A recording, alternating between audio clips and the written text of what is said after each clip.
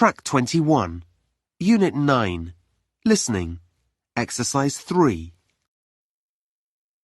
So, Farhad, let's talk about your presentation.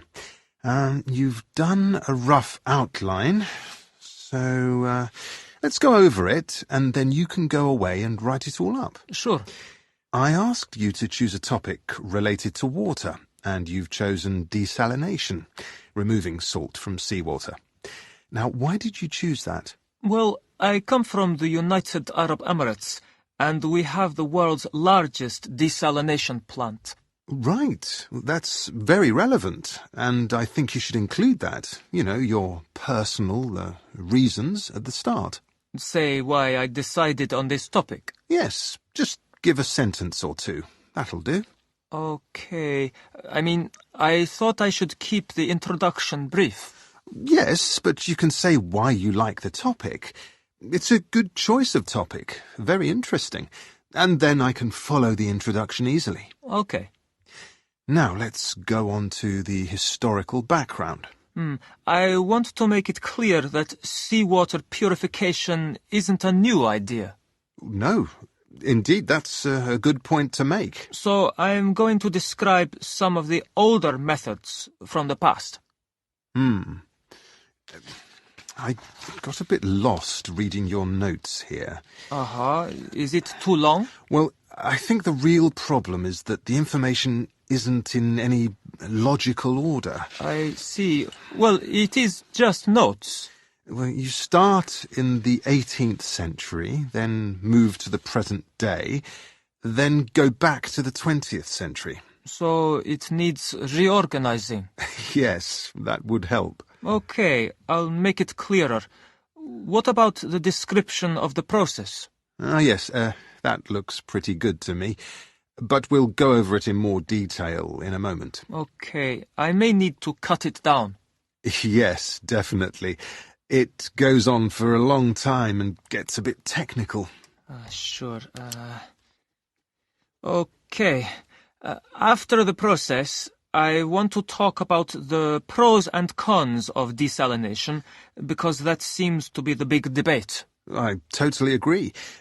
But you need to sort this section out. Yes, it is a bit confusing. I think you should present the main points one at a time. Okay. What, the advantages and disadvantages? Yes, and talk about each one individually. Okay, rather than presenting them all together. It's hard for your listeners to take in like that. It's all a bit unclear at the moment. I see. So, lastly, you conclude that we need to look for alternative ways to remove salt from seawater. Well, yes. Do you think that's the wrong conclusion? No, not at all. However, you should tell your audience exactly why you think this. I will, in the previous section. But you need to summarize the reasons again in the final part of your presentation. Oh, I see. Right. I'll mention them briefly then. Just a list will do. That'll make the conclusion a better length as well. Okay. Thanks very much, Dr. Tyler.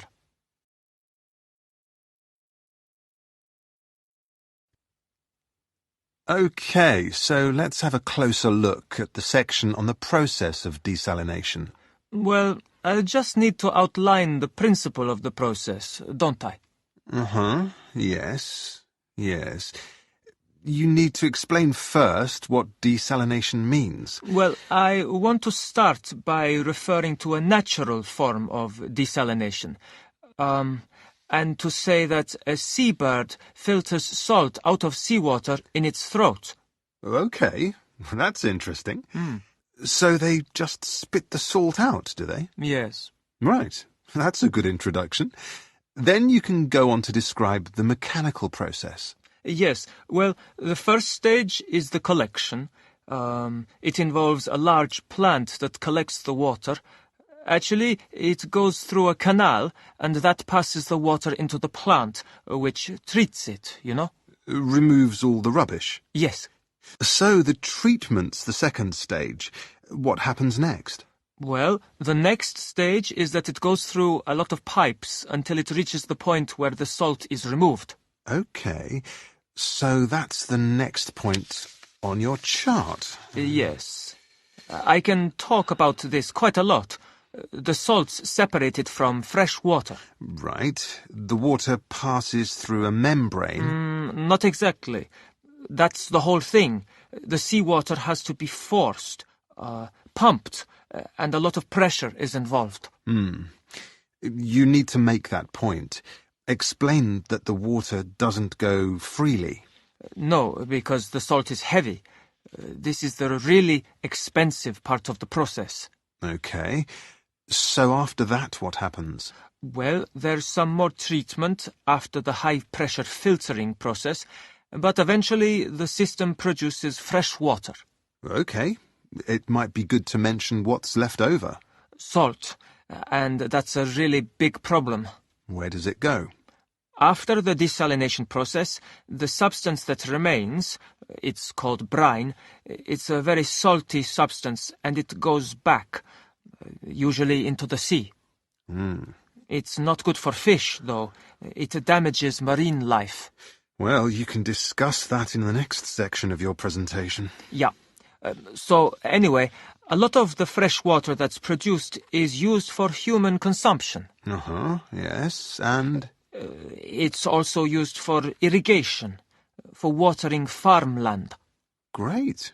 Well, you've mentioned some of the disadvantages there.